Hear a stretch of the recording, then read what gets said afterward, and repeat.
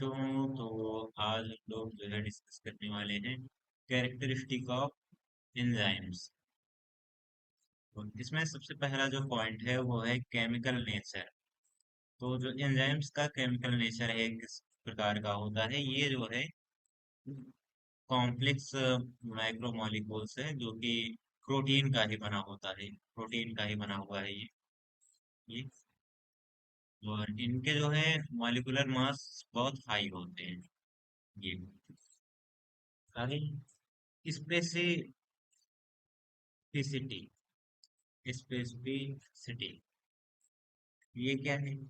ये है कि जैसे बायोलॉजिकल रिएक्शंस हैं, तो यहाँ पे सारे बायोलॉजिकल रिएक्शंस में जो है एक ही एंजाइम को नहीं लगाया जा सकता है कि एक ही एंजाइम सारे रिएक्शन कर दे। तो अलग अलग प्रकार के एंजाइम्स के लिए अलग अलग प्रकार के रिएक्शंस होते हैं। It requires a different kind of enzymes. This is due to their highly specific nature. Each enzyme catalyzes only one chemical reaction. जितने प्रकार के एंजाइम आप जानते हो, क्या है इसमें कि लगभग 3000 एंजाइम्स की जानकारी है अभी तक, जो कि जो है हमारे आपके बॉडी में पाए जाते हैं और वो जो है कैटलाइज करते हैं किसी भी बायोकेमिकल रिएक्शंस को। तो यहाँ पर कह रहा है कि each enzyme catalyse only one chemical reaction. ये किसी एक विशेष प्रकार के रिएक्शन को ही करते हैं। ये नहीं कि एक एंजाइम है तो सारे काम वही करने वाला है। Then there is a large number of biological reaction, therefore a large number of enzymes are required in a living system। कह रहे हैं कि यहाँ पे जो रिएक्शंस की संख्या है बहुत ज्यादा है, लार्ज नंबर में है ना, बहुत ही बड़ी संख्या में। हमारी बॉडी के अंदर कितने रिएक्शन हो रहे हैं हमको भी शायद नहीं पता। जो रिसर्चर्स हैं वो भी अभी रिसर्च में ही लगे हुए हैं कि चलने दीजिए, पता चलते रहेगा, हम लोग जोड़ते जाएंगे हर साल एक एक। तो इस प्रकार का है। तो कह रहे हैं enzymes are required in living system. बहुत ज्यादा संख्या में जो है एंजाइम्स की भी आवश्यकता होती है उन बायोकेमिकल्स को परफॉर्म करने के लिए। Current to date more than 3000 enzymes have been identified and they constitute the largest and the most highly specialized class of proteins। अभी तक जो लगभग खोजे गए हैं 3000 के ऊपर के एंजाइम्स खोजे गए हैं जो कि आइडेंटिफाई किए गए हैं। और ये जो है बहुत ही highly specialised class of protein बोल रहे हैं, बहुत ही स्पेशल प्रोटीन्स हैं ये जिनकी खोज की गई, जो कि अभी संख्या क्या है, 3000 से ज्यादा है। और इसमें जो है फिक्स करके दिया भी नहीं है कितने हैं, और संभावना है कि फिक्स भी नहीं कर सकते कि हाँ इतने ही पाए जाते हैं। क्या पता कितने पाए जाते हैं, खोजते रहें, हम लोग पढ़ते रहेंगे। चलिए आगे है temperature and pH sensitivity. Temperature और पीएच की क्या सेंसिटिविटी है किसी भी एंजाइम को काम करने के लिए। जैसे कह रहे हैं ऑप्टिमम टेम्परेचर, इसका ज्यादा से ज्यादा जो तापमान है वो 25 डिग्री सेल्सियस और 40 डिग्री सेल्सियस के बीच में रहेगा तो बढ़िया से काम करेगा। इससे कम हो रहा है तो दिक्कत, और अगर ज्यादा हो रहा है तो भी दिक्कत है। Their activity decreases as well as increase and temperature and stops 0 degree and above 80 degree. 80 degree Celsius के ऊपर गया तो काम नहीं होने वाला, और 0 डिग्री सेल्सियस के नीचे गया तो कोई एंजाइम काम नहीं करने वाला ना। तो आपका प्रश्न हो सकता है कि ठंडे प्रदेशों में लोग कैसे जिंदा रहते हैं, कैसे वहां पे पाचन होता है। तो यहाँ पे बच्चों थोड़ा सा ये समझ लो कि तापमान की बात हो रही 0 डिग्री सेल्सियस और एंजाइम पाया जाता है ह्यूमन बॉडी के अंदर। तो वो व्यक्ति चाहे -20 डिग्री में रहे, चाहे -50 डिग्री में रहे, या 0 डिग्री में रहे, अगर उसके शरीर का तापमान 0 डिग्री सेल्सियस के ऊपर आ रहा है, जो शरीर का तापमान है, तो वो एंजाइम्स काम करेंगे अगर उसका शरीर का तापमान 37 डिग्री सेल्सियस से घटते घटते घटते घटते 0 डिग्री सेल्सियस पे आ जाए तो वो मर जाएगा पक्का। आगे कह रहा है 25 डिग्री सेल्सियस से 40 डिग्री सेल्सियस ना, या मैक्सिमम 80 डिग्री से, तो 80 डिग्री सेल्सियस जो है कोई भी हमारे शरीर का तापमान नहीं होता है। तो फिर से आपका प्रश्न हो सकता है कि ये 103 डिग्री 104 डिग्री जो डॉक्टर साहब बुखार बना बताते हैं ये क्या होता है। तो बच्चों ये जो है ये डिग्री फ़ारेनहाइट है। ये डिग्री फ़ारेनहाइट की बात हो रही है जो कि नॉर्मल टेम्परेचर हमारी बॉडी का 98.6 डिग्री फ़ारेनहाइट होता है। ये फ़ारेनहाइट में ही टेम्परेचर को बताया जाता है ना। अगर ये हो कि हमारी बॉडी का तापमान जो है 104 डिग्री सेल्सियस होता है 103 डिग्री सेल्सियस होता है, तो बच्चे आप लोग थोड़े समझदार होंगे तो समझेंगे कि 100 डिग्री सेल्सियस पर पानी उबल जाता है, तो बताइए हमारी बॉडी में खून रह जाएगा।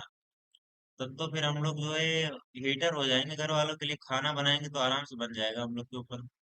अगर 100 डिग्री 103 डिग्री 104 डिग्री सेल्सियस का डिग्री सेल्सियस में तापमान हो गया, तो दोनों में जो डिफरेंस है वो समझिए। जो डॉक्टर साहब बताते हैं 103 डिग्री 104 डिग्री या 102 डिग्री, ये सब फ़ारेनहाइट है ना। शरीर का तापमान हमारे कभी भी इतना ऊपर नहीं जाता है कि डिग्री सेल्सियस भी बहुत है। हाँ बहुत ज्यादा जाता होगा कि बुखार हुआ है तो हो सकता है वो 2-3 डिग्री बढ़ जाता हो, 37 है तो 40 हो जाता हो ना, जो कि यहाँ पे दे रखा है 25 से 40 नॉर्मल कंडीशन इस पे काम करने की। 50 भी नहीं जाएगा शरीर का तापमान, 50 गया तो वो भी आदमी फिर गया फिर काम से सब, बचने के चांसेस कम है। तो ऐसा नहीं होता है, समझिए आप आराम से।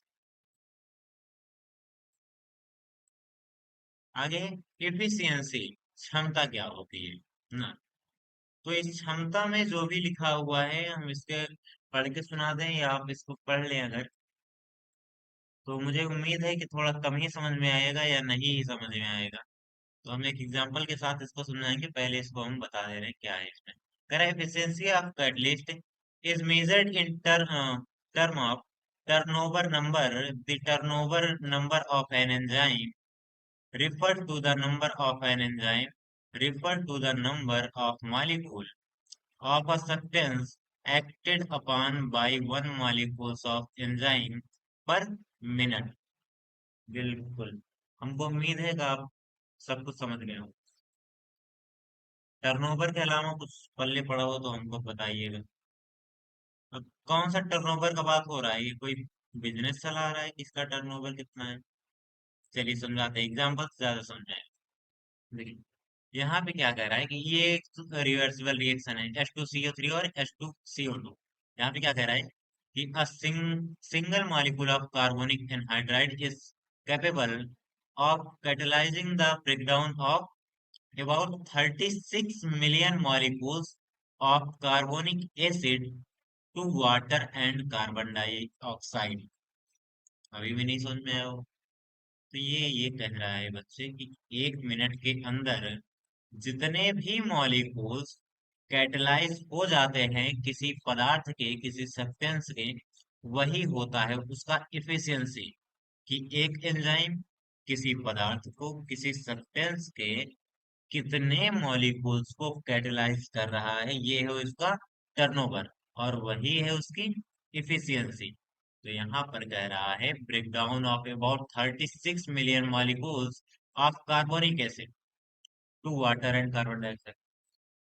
36 मिलियन मॉलिक्यूल्स जो हैं पर मिनट वाटर और कार्बन डाइऑक्साइड में चेंज हो जाते हैं हमारी बॉडी के अंदर पर मिनट। कितना फास्ट रिएक्शन है आप जो है सोच भी नहीं सकते। 36 मिलियन का क्या बात हो रहा है। एक 1 मिलियन में होता है 10 लाख, 36 मिलियन का 3 करोड़ 60 लाख रिएक्शन। तो क्या बात है, वो भी 1 मिनट के अंदर। इससे फास्ट मशीन तो हो ही नहीं सकती, सबसे कॉम्प्लिकेटेड मशीन और सबसे फास्ट मशीन। Human body. हम लोग दरअसल इस पर फोकस ही नहीं कर सकते ना। अब जैसे कि जो है लाइट की स्पीड पढ़ाई जाती है सबसे ज्यादा तेज, लाइट की स्पीड। वैक्यूम में इसकी क्या चाल है, 3 × 10⁻⁸ इतना। अब हम मन की बात करें तो कहेंगे क्या बकवास दीदी चल रहा है, ये मन मन कहाँ से आ गया। आपके थॉट्स देखिए कितनी स्पीड है, कितनी भयंकर स्पीड है ना। सूर्य का प्रकाश यहाँ से सूर्य से पृथ्वी तक पहुंचने में 8 मिनट 22 सेकंड लगता है। लेकिन आपने सोच भर लिया, बस पहुंच गए सूर्य पे यार। वाह क्या बात। आप सोच लें ब्रह्मांड के बाहर, तो आज तक कभी भी आपने यदि इमेज कोई देखी है तो आप उसके ऊपर खड़े हुए नजर आएंगे। इमेजिन कर सकते। It is the power of subconscious mind, unlimited power. तो आप क्या करना चाहते हैं, कैसे जीना चाहते हो, आपकी मर्जी, बेफालतू का बकवास नहीं करते, चलिए काम करते हैं। आगे मैकेनिज्म ऑफ एंजाइम एक्शन, इनके मैकेनिज्म्स की बात करते हैं। ये क्या है? An enzyme catalyse a particular reaction only. बहुत सिंपल इसका मैकेनिज्म है कि क्या कर रहा है, एक विशेष प्रकार का ये रिएक्शन करता है एंजाइम, बस। कोई नौटंकी नहीं करनी इसको, सिंपल। हम यही इतना काम करेंगे उसके बाद सो जाएंगे। कोई लेना देना नहीं किसी भी का। चलिए आगे क्या है, application of enzymes in industry. Industries में क्या एप्लीकेशन है, क्या उपयोग है एंजाइम का। तो करें, enzymes like invertase, जाइमेज and maltase are used to manufacture of alcoholic drinks like wine and beer। तो जो एंजाइम है कौन कौन से, इनवर्टिस हो गया, जाइमेज हो गया और माल्टेस हो गया, इनका प्रयोग किया जाता है अल्कोहल बनाने में। जो कि हमने स्टार्टिंग के कुछ लेक्चर्स में आप ढूंढेंगे तो मिलेगा, प्रिपरेशन ऑफ अल्कोहल में, उसमें हमने करवाया हुआ है।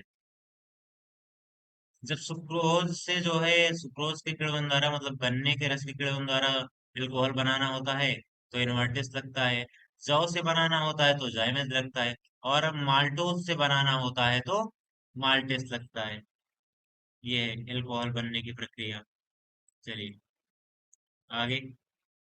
आगे enzymes, enzyme rennin is used for manufacture of cheese. इस चीज क्या होती है, पनीर होता है। कौन सा एंजाइम लगता है इसमें, रेनिन।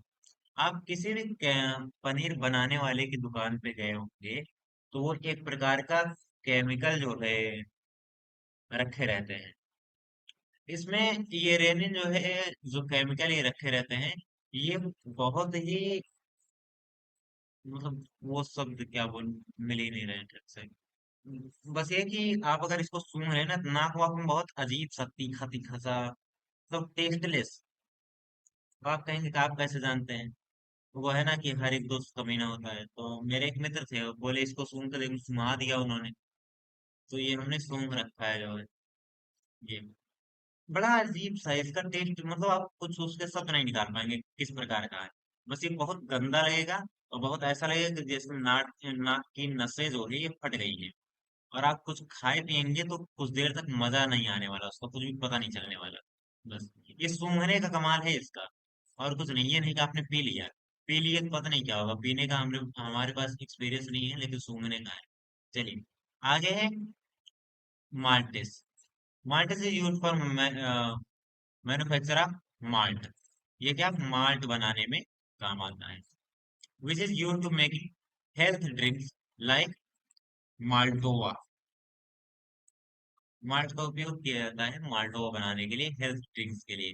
कि आप इसको खाते हो, मतलब पी लीजिए, शरीर में ताकत रहेगी। हाँ, साधारण भाषा में शरीर में जो ताकत देने वाली ड्रिंक्स बनाई जाती हैं, सिरप बनाए जाते हैं, उस उनको बनाने में किसका प्रयोग किया जाता है, माल्टेस।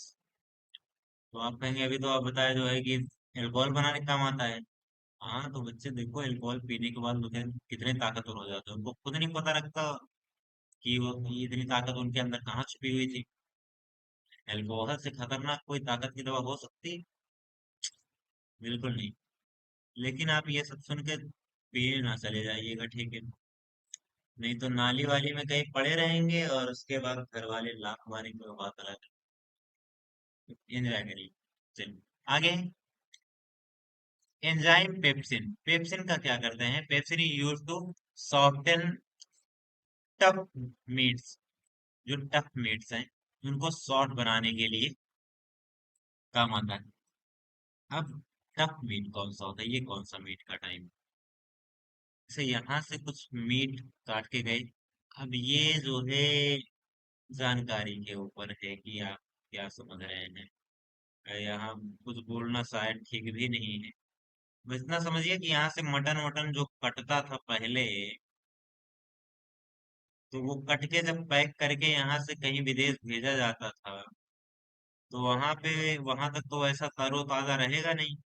तो उसको सही करने के लिए ये पेप्सिन का उपयोग किया जाता है ना। तो अब किस प्रकार का मटन भेजा जाता था, आप समझदार हैं, समझिए। Enzyme invertase is used for manufacture of inverted sugar. इसका प्रयोग किया जाता है, इनवर्टेज का उपयोग किया जाता है इनवर्टेड शुगर बनाने के लिए।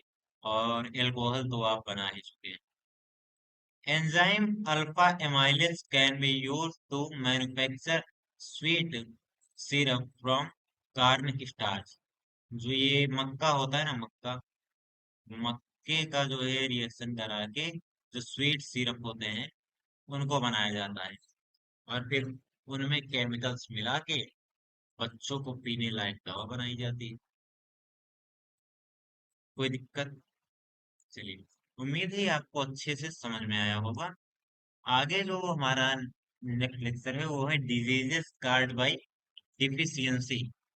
तो इसमें विटामिन विटामिन भी हम लोग थोड़ा सा पढ़ेंगे, तो इसको हम डिस्कस करेंगे नेक्स्ट लेक्चर में। तब तक आप एंजॉय करिए, मजे करिए।